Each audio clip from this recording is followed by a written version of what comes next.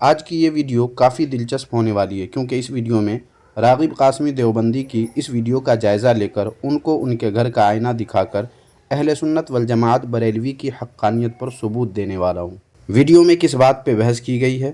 Thumbnail से ज़ाहिर है कि अल्लाह फरमाते हैं या अल्लाह फरमाता है, क्या बोलना चाहिए। और हिंदी में लिखा है मौलवी सग़ीर गुलफ़ाम रज़ा दोनों का ऑपरेशन। मौलवी सग़ीर यानी मुनाज़िर इस्लाम हज़रत अल्लामा सग़ीर अहमद जुखनपुरी साहब और मुफ्ती गुलफ़ाम रज़ा साहब को तो जानते ही होंगे। इन दोनों हज़रात का ये राग़िब क़ासमी देवबंदी ऑपरेशन करेंगे, मगर इस वीडियो में ख़ुद राग़िब क़ासमी देवबंदी ही का ऑपरेशन, बल्कि ऑपरेशन तो कम है, यूँ कहें कि पोस्टमार्टम होने वाला है, वो भी इनके अपने ही मौलवी के हाथों। पहले ये देखिए जनाब राग़िब क़ासमी देवबंदी साहब क्या कहते हैं। क्या अल्लाह तबारक व ताला के लिए ऐसा बोल सकते हैं कि अल्लाह तबारक व ताला फरमाते हैं? क्या ये बोलना गुनाह है? क्या ये बोलना शिर्क है? क्या ऐसा बोलने में कोई हरज है? या बोल सकते हैं या नहीं बोल सकते हैं? आज इस वीडियो में इसी मौजू पर गुफ्तगू करेंगे। नाज़रीन, इससे आपने क्या समझा मुझे नहीं पता, मगर गौर करेंगे तो वाज़ेह होगा कि देवबंदी यूट्यूबर हम सुन्नियों के खिलाफ अवामुन्नास में नफरत फैलाने के लिए क्या क्या कर रहे हैं और कैसी कैसी कोशिशों में मसरूफ़ हैं, लेकिन हम और आप इन सब से बेखबर अपनी अपनी दुनिया में मगन हैं। इन देवबंदियों की इसी तरह की कई एक वीडियोस देखने के बाद ही मैंने इस यूट्यूब चैनल को बनाया है, ताकि लोगों को गुमराह करने के लिए ये देवबंदी जो शैतानी हरकत कर रहे हैं उसे बेनकाब किया जाए। नाज़रीन, मैंने अपनी सकत के हिसाब से काम तो शुरू कर दिया है, अब आपको अपना काम करके सुन्नियत के साफ़ो शफ़ाफ चेहरे को देवबंदियत व वहाबियत के फैलाए हुए मकरो फ़रेब के कीचड़ से बचाने की कोशिश करें, जिसके लिए बहुत कुछ करने की ज़रूरत नहीं है, बल्कि ज़्यादा से ज़्यादा लोगों तक हमारे इस चैनल के वीडियोस को पहुंचाएं और सुन्नी मुसलमानों के ईमान की हिफाजत का ज़रिया बने, जिसका बदला अल्लाह रब्बुल इज़्ज़त आपको अता फरमाएगा। देखिए, बरेलवी मसलक के मुनाजिर जनाब मौलवी सग़ीर अहमद जोखनपुरी की ये आप पहले क्लिप देख लीजिए, उसके बाद आगे कुछ तबसरा करते हैं। तो फरमाता है हमने, मगर हमको ये हक नहीं है कि कहें हम के तुमने उतारा। अल्लाह पाक से कहें तुम, अल्लाह पाक को कहें आप। फरमाते हैं ये हम नहीं बोल सकते। क्यों? अरे मुल्ला जी हो, होश की पियो, जरा हमको क्या हुक्म दिया है वो भी कुरान से पूछो। कुल हो अल्लाह अहद, महबूब तुम फरमाओ कि वो अल्लाह है, या ये तर्जमा करेंगे वो एक हैं। अगर एक है मुल्ला जी बोलोगे तो शान वहदानियत कहाँ से लाओगे? जुमले में शान तौहीद कहाँ से लाओगे? इस पर जनाब इम्तियाज देवबंदी क्या कहते हैं वो भी पहले सुन लें। तो मोहतरम नाजरीन, इस बात में कोई शक नहीं है और कोई दो राय नहीं है कि अल्लाह रब्बुल इज़्ज़त वल जलाल एक है, वाहिद है, अहद है, समद है, लम यलिद और वलम यूलद है। इसमें कोई शक व शुबे की गुंजाइश नहीं है और कोई दो राय नहीं है कि अल्लाह तबारक व ताला एक है और अल्लाह तबारक व ताला वाहिद है और अहद है।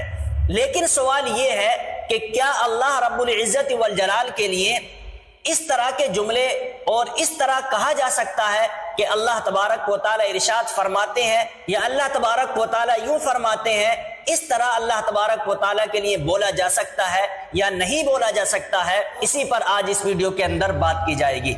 नाजरीन, जनाब राग़िब क़ासमी देवबंदी ने बार बार एक ही बात को बोलकर जो वीडियो 2 से 4 मिनट की होनी चाहिए थी उसे 14 मिनट से भी ज़्यादा बड़ी बना दिया है, जिसे आपको दिखाना वक्त की बर्बादी के सिवा कुछ नहीं। इसलिए उन हिस्से को कट कर दिया गया है ताकि असल बात आप जल्द समझ लें।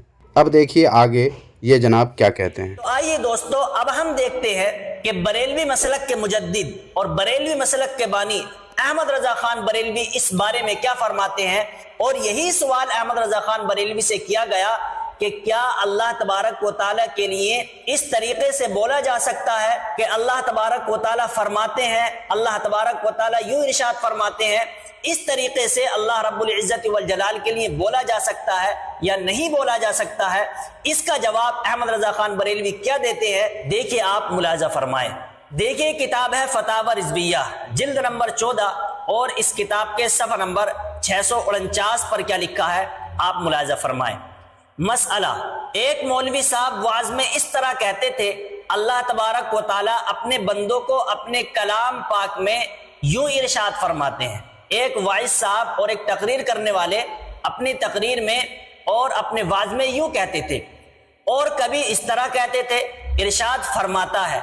कहीं तो अल्लाह तबारक व ताला फरमाते हैं اور کہیں اللہ فرماتا ہے۔ ایسے کلام کے کہنے سے انسان پر کفر و شرک تو لازم نہیں آتا، یا آتا ہے؟ گناہ گار ہوتا ہے یا نہیں؟ اور کتابوں کے مصنف نے اللہ تعالیٰ فرماتے ہیں کیوں نہیں لکھا، اور فرماتا ہے لکھا، اس کی کیا وجہ ہے؟ جواب دیکھیے کیا جواب دیتے ہیں۔ الجواب، اللہ عز و جل کو ضمائر مفرد سے یاد کرنا مناسب ہے، یعنی مناسب یہ ہے کہ ضمائر مفرد سے یاد کیا جائے کہ وہ واحد، احد، فرد و وتر ہے، اور تعظیماً ضمائر جمع میں بھی حرج نہیں، ضمائر جمع میں بھی حرج نہیں، یعنی یہ بھی کہا جا سکتا ہے کہ اللہ تبارک و تعالیٰ فرماتے ہیں، اللہ تبارک و تعالیٰ یوں ارشاد فرماتے ہیں، اس میں بھی کوئی حرج نہیں ہے۔ اس کی نظیر قرآن عظیم میں ضمائر متکلم ہے، یہ تو صلاح جگہ ہے۔ مثلا قرآن کریم میں اللہ تبارک و تعالیٰ فرماتا ہے انا نحن نزلنا الذکر وانا له لحافظون، بے شک ہم نے اتارا ہے یہ قرآن اور بے شک ہم خود اس کے نگہبان ہیں۔ اس کے بعد انہی باتوں کو پھر دہرا کر جناب راغب قاسمی کیا کہتے ہیں، ملاحظہ فرمائیں۔ اب دیکھیے کہ بریلوی مسلک کے مناظر جناب صغیر احمد جوکھن پوری نے تو یہ کہا تھا کہ ہم کو یہ حق نہیں ہے، ہم یہ نہیں بول سکتے، یعنی یہ نہیں بول سکتے کہ اللہ تعالیٰ فرماتے ہیں، اس طریقے سے ہم نہیں بول سکتے، ہم کو یہ حق نہیں ہے۔ لیکن احمد رضا خان نے تو حق دیا ہے، اور احمد رضا خان نے تو یہ کہا ہے کہ اس میں بھی کوئی حرج نہیں ہے، مناسب یہ ہے، لیکن اس میں بھی کوئی حرج نہیں ہے، اس کو بھی بول سکتے ہیں، اور اس کے بولنے میں کوئی گناہ نہیں ہے، کوئی کفر نہیں ہے، کوئی شرک نہیں ہے، اس کو بھی بولا جا سکتا ہے، اور ایسا بھی بولا جا سکتا ہے کہ اللہ تبارک و تعالیٰ ارشاد فرماتے ہیں۔ اب یا تو صغیر احمد جوکھن پوری نے اس کتاب کو پڑھا نہیں، اور صغیر احمد جوکھن پوری نے اگر اس کتاب کو پڑھا بھی ہے تو اس نے ناانصافی سے کام کیا ہے، اور اس نے پوری بات کو نہیں بتایا ہے جو کہ احمد رضا خان بریلوی نے اپنی کتاب کے اندر لکھا ہے۔ ناظرین، بات بس اتنی ہے کہ اللہ تعالیٰ کے لیے جمع کا صیغہ استعمال کرنا چاہیے یا واحد کا، یعنی اللہ تعالیٰ فرماتے ہیں یا فرماتا ہے، کیا کہنا چاہیے؟ اس کا جواب اعلیٰ حضرت علیہ الرحمہ نے کیا دیا آپ حوالہ دیکھ چکے ہیں، جس کا خلاصہ یہ ہے کہ اللہ تعالیٰ فرماتا ہے یہ کہنا ہی مناسب ہے، اور تعظیماً اگر اللہ تعالیٰ فرماتے ہیں کہے تو بھی حرج نہیں۔ لیکن مناظر اسلام علامہ صغیر احمد جوکھن پوری صاحب نے اللہ فرماتے ہیں یہ کہنے سے منع فرمایا ہے، جس پر انہوں نے دلیل بھی پیش کی ہے۔ اس میں کوئی قابل اعتراض بات ہے نہیں، مگر اس پر بھی راغب قاسمی دیوبندی ویڈیو بنا کر لوگوں کے دلوں میں ہم سنیوں کے خلاف اور ہمارے علماء کے خلاف زہر بھر کر نفرت پیدا کرنے کی شیطانی حرکت کر رہے ہیں۔ اب اگر ان کو ان کے گھر کا راستہ نہیں دکھایا جائے تو اچھا نہیں لگے گا ان دیوبندیوں کو، اس لیے ان کو ان کے گھر کا راستہ دکھائی دیتے ہیں۔ یہ دیکھیے کتاب ہے فتاوی دارالعلوم وقف دیوبند، جلد اول، صفحہ نمبر 152 پر ایک سوال و جواب ہے، وہ ملاحظہ فرمائیں۔ سوال میں لکھا ہے جو اللہ اور اس کے رسول کی توہین کرے یا صحابہ کرام کی تکفیر کرے، ایسے شخص کے بارے میں کیا شرعی حکم ہے؟ اب جواب دیکھیں۔ جواب میں لکھا ہے اس کو خارج از اسلام قرار دیا جائے گا۔ ناظرین، سوال میں دو باتیں ہیں، ایک اللہ اور اس کے رسول کی توہین کرنا، اور دوسری ہے صحابہ کرام کی تکفیر کرنا۔ ان دونوں میں سے کسی ایک بھی کام کرنے والے کو دیوبندی مفتی نے کیا بتایا؟ خارج از اسلام قرار دیا جائے گا۔ اور میرا مقصد یہاں صحابہ کرام کی تکفیر کرنے والے کے متعلق فیصلہ کیا ہے یہ بتانا ہے۔ تو یاد رکھیں کہ صحابہ کرام کی تکفیر کرنے والے کو دیوبندی مفتی نے اسلام سے خارج قرار دیا ہے۔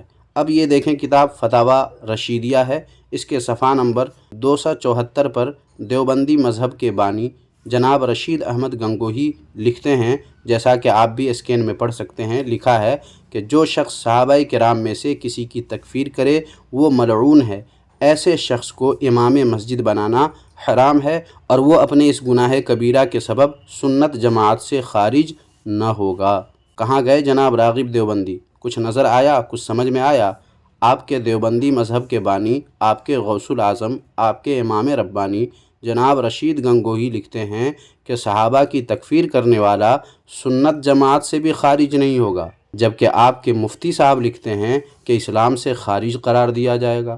خود آپ کے گھر میں اتنا بڑا فرق موجود ہوتے ہوئے اس پر آپ کا خاموش ہونا، اور ہمارے علماء کی صرف کسی بات کے کہنے نہ کہنے پر آپ کا یوں اچھل کود کر کے ویڈیو بنانا بتا رہا ہے کہ آپ کے اندر کیسا زہر بھرا ہوا ہے اور اس زہر سے آپ کے اندر کیسی جہالت و حماقت کا اثر پیدا ہو چکا ہے، اس کا صاف پتہ چل رہا ہے۔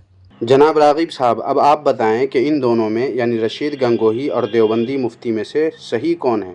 ناظرین آپ بھی دیکھیں، ان دیوبندیوں کے یہاں اتنا بڑا اختلاف ہے جسے اسلام و کفر کا اختلاف کہہ سکتے ہیں، مگر اسے راغب قاسمی بڑی آسانی سے ہضم کر لیتے ہیں، صرف اس لیے کہ یہ دیوبندیوں کے اپنے گھر کا معاملہ ہے۔ لیکن ہمارے سنی علماء میں اپنی اپنی تحقیق پر بات کرنے والے ایک دوسرے کے خلاف بھی نہیں بول رہے ہیں، بلکہ صرف اپنی تحقیق پیش کر رہے ہیں، تو اس پہ ویڈیو بنا کر گمراہی پھیلانے کی جناب راغب دیوبندی کوشش کر رہے ہیں۔ اس لیے ایسے لوگوں کا پردہ چاک کرنا آپ کی اہم ذمہ داری ہے، ہماری اہم ذمہ داری ہے۔ ہم نے اپنا کام کر دیا ہے، آپ کو بھی اپنا کام اب کرنا ہے۔ اس کے لیے آپ کو زیادہ سے زیادہ لوگوں کو اس سے آگاہ کرنا ہوگا۔ ناظرین ویڈیو ابھی ختم نہیں ہوئی ہے، بلکہ ابھی تو دلچسپ حوالے باقی ہیں، وہ بھی ملاحظہ کر لیں، مگر پہلے راغب قاسمی کی ویڈیو کا یہ حصہ بھی دیکھ لیں جس میں حضرت مفتی گلفام رضا صاحب کے بیان کا حصہ پیش کیا ہے جناب راغب قاسمی نے۔ اب دیکھیے گلفام رضا کیا کہتے ہیں، وہ بھی آپ ملاحظہ فرمائیں اور ان کی یہ ویڈیو دیکھیے، اس کے بعد آگے کچھ تبصرہ کرتے ہیں۔ اللہ نے فرما دیا اللہ ہے کہ محبوب فرماؤ، اور تم کہہ رہے ہو اس طریقے سے بول رہے ہو کہ سننے والے کو لگے کئی ہیں۔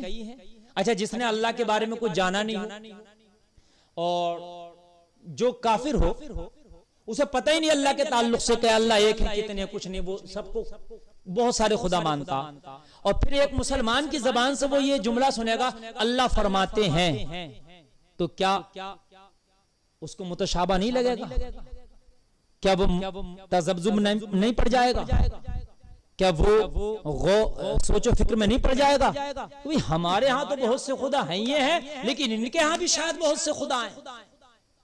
ارے بھائی سمجھنے کی بات ہے، جو جانتا ہے خدا کے بارے میں، چلیے میں جانتا ہوں، آپ جانتے ہیں خدا کے بارے میں اللہ ایک ہے، پھر اگر کوئی کہہ رہا اللہ فرماتے ہیں تو وہ سمجھ جائے گا اللہ ایک ہی ہے، یہ تو عزت کے لیے بول رہا، اب عزت بھی ان جملوں میں دے رہا جو عام آدمی کو دی جاتی ہے، جبکہ یہ بات سمجھ میں نہیں آتی ہماری۔ اللہ کی عزت آپ کے دینے سے نہیں ہوگی، اللہ تو عزت والا ہے۔ اللہ نے فرما دیا وَلِلَّهِ الْعِزَّةُ وَلِلرَّسُولِ وَلِلْمُؤْمِنِينَ، عزت اللہ کے لیے، رسولوں کے لیے، مومنین کے لیے، تمہارے عزت دینے سے نہیں ہے۔ لیکن تم وہ بولو جو اللہ چاہتا ہے، تو اب جو کافر ہے، جو بہت سے خداؤں کو مانتا ہے، جس کا مذہب وہ ہے جو بہت سے خداؤں کو ماننے والا مذہب ہے، اب میں تقریر کر رہا ہوں، معاذ اللہ میں تو کبھی بولتا نہیں، اللہ نہ کرے میں ایسا بولوں کبھی، ہمارے علماء کبھی نہیں بولتے۔ اب اگر تقریر میں بفرض محال میں بولوں اللہ فرماتے ہیں، تو میری تقریر کو جہاں پر کئیوں مسلمان سن رہے ہیں، وہاں پر کئیوں وہ غیر بھی سن رہے ہیں جن کے مذہب میں کئی خداؤں کا تصور ہے، تو وہ سوچیں گے واہ بھائی واہ، یہ بھی ہم ہی جیسے ہیں، ہمارے ہاں بھی کئی خدا ہیں، ان کے ہاں بھی کئی خدا ہیں۔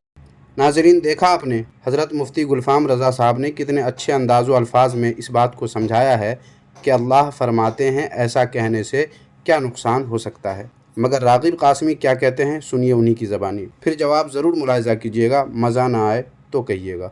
تو دیکھیے آپ ان کی تحقیق دیکھیے، یا تو احمد رضا خان بریلوی نے جو لکھا ہے وہ صحیح ہے، یا یہ جو رد کر رہے ہیں یہ صحیح ہے۔ اب فیصلہ آپ کریں کہ کیا اللہ تبارک و تعالیٰ کے لیے جو احمد رضا خان بریلوی نے لکھا ہے کیا وہ صحیح ہے، یا یہ جو تردید کر رہے ہیں اور جو رد کر رہے ہیں کہ اللہ تبارک و تعالیٰ کے لیے اس طرح نہیں بول سکتے یہ صحیح ہے۔ یا تو انہوں نے احمد رضا خان بریلوی کی کتاب کو نہیں پڑھا، اور اگر پڑھا بھی ہے تو انہوں نے انصاف سے کام نہیں لیا ہے۔ انصاف سے کام تو آپ کے مولویوں نے نہیں لیا ہے کہ صحابہ کرام کی تکفیر کرنے والے کو ایک کہتے ہیں کہ اسلام سے خارج قرار دیا جائے گا، جبکہ دوسرے کہتے ہیں کہ وہ سنت جماعت یعنی اہل سنت والجماعت سے بھی خارج نہ ہوگا۔ اسلام سے خارج ہونا تو دور کی بات ہے، مگر اس پر تو آپ چپ شاہ بنے بیٹھے ہیں۔ جناب راغب قاسمی صاحب، جب آپ نے اللہ رب العزت کے لیے واحد و جمع میں سے کون سا صیغہ استعمال کرنا چاہیے یہ بحث چھیڑ ہی دی ہے، تو آپ کو آپ کے گھر کا آئینہ دکھا کر آپ کی جہالت و حماقت کا دیدار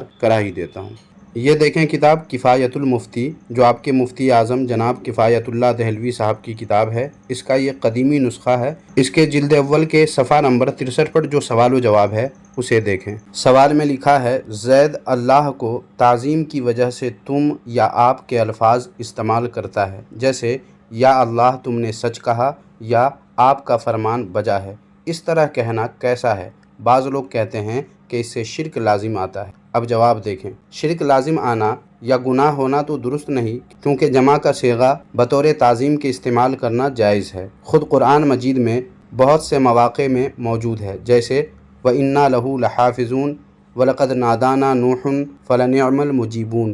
لیکن اردو کے محاورہ کے لحاظ سے واحد کا صیغہ استعمال کرنا اولا اور بہتر ہے۔ جناب راغب دیوبندی صاحب دیکھ لیں، آپ کے مفتی اعظم لکھ رہے ہیں کہ جمع کا صیغہ بطور تعظیم کے جائز تو ہے، لیکن اردو کے محاورہ کے لحاظ سے واحد کا صیغہ استعمال کرنا اولا اور بہتر ہے۔ مگر آپ دیوبندی لوگ اردو بولتے ہوئے بھی اردو کے محاورے کا لحاظ نہیں کرتے اور نہ ہی اولا اور بہتر کام کرنے کے لیے راضی ہوتے ہیں۔ راغب دیوبندی صاحب، بات ابھی ختم نہیں ہوئی ہے، بلکہ کفایت المفتی کے اسی قدیمی نسخے میں آپ کے مفتی اعظم کے بیٹے نے جو لکھا ہے وہ قابل تعریف ہے اور دیوبندیوں کے لیے عبرت کا مقام، بشرطے کہ مسلکی تعصب کا مریض نہ ہو۔ دیکھیے کفایت المفتی کے اسی جلد کے اسی صفحہ پر اسی سوال کے نیچے نوٹ از واصف کے زیر عنوان آپ کے مفتی اعظم کے بیٹے لکھتے ہیں، اللہ تعالیٰ کے لیے ذکر اور خطاب میں جمع کا صیغہ استعمال کرنا اسوہ قدیمہ متوارثہ کے خلاف ہے۔ قرون اولیٰ میں کہیں اس کا ثبوت نہیں ملتا کہ بندوں نے اپنی دعاؤں میں یا ذکر میں معبود کے لیے جمع کا صیغہ استعمال کیا ہو، اگرچہ اللہ تعالیٰ نے خود اپنے لیے جمع کا صیغہ استعمال فرمایا ہے، لیکن جتنی دعائیں انبیاء پیشین کی نقل فرمائی ہیں یا بندوں کے لیے بطور تعلیم ارشاد فرمائی ہیں، نیز رسول اللہ صلی اللہ علیہ وسلم نے جتنی دعائیں اور کلمات ذکر امت کو سکھائے ہیں، ان میں کہیں جمع کا صیغہ اس ذات واحد کے لیے استعمال نہیں فرمایا گیا، اور اسی کے مطابق تمام صحابہ و تابعین و تبع تابعین و ائمہ مجتہدین رضوان اللہ علیہم اجمعین کا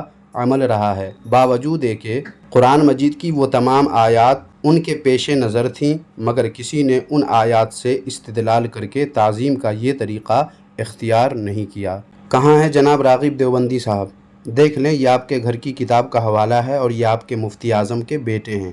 وہ بتا رہے ہیں کہ قرون اولیٰ میں کہیں اس کا ثبوت نہیں ملتا، اور قرآن مجید کی وہ تمام آیتیں جن کو دیوبندی علماء اپنی تائید میں پیش کرتے ہیں، ان کے بارے میں آپ ہی کے مولوی صاحب لکھتے ہیں کہ قرآن مجید کی وہ تمام آیات ان کے پیش نظر تھی، مگر کسی نے صحابہ، تابعین، تبع تابعین، ائمہ مجتہدین میں سے کسی نے ان آیات سے استدلال کر کے تعظیم کا یہ طریقہ اختیار نہیں کیا۔ کون سا طریقہ؟ جو آپ دیوبندی لوگ استعمال کرتے ہیں، وہ طریقہ ان لوگوں نے استعمال نہیں کیا۔ یہی نہیں، اب اسی کتاب کے اسی جلد اسی نسخہ کے صفحہ نمبر 64 کو دیکھیں، کتنی تفصیل سے ان آیات پر آپ کے مولوی صاحب نے بحث کی ہے، جسے آپ خود پڑھ لیجئے گا۔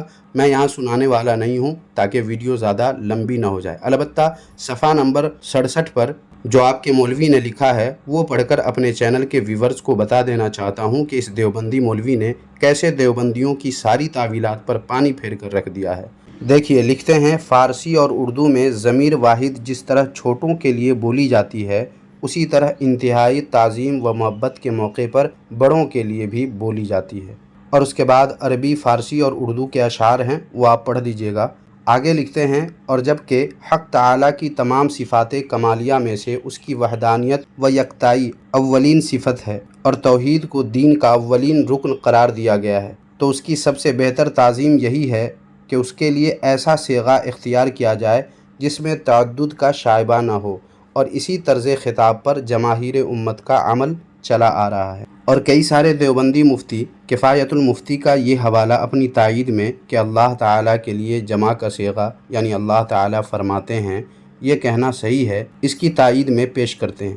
ایسے چالاک دیوبندیوں کے بارے میں دیوبندیوں کے مفتی اعظم کے بیٹے لکھتے ہیں، اس کے خلاف جن حضرات کو اپنی رائے کی صحت پر اصرار ہے، وہ مندرجہ بالا فتویٰ سے جواز کی سند تو پکڑ لیتے ہیں، مگر اس پہلو کو نظر انداز کر دیتے ہیں جس کو حضرت مفتی اعظم نے اولا و افضل فرمایا ہے۔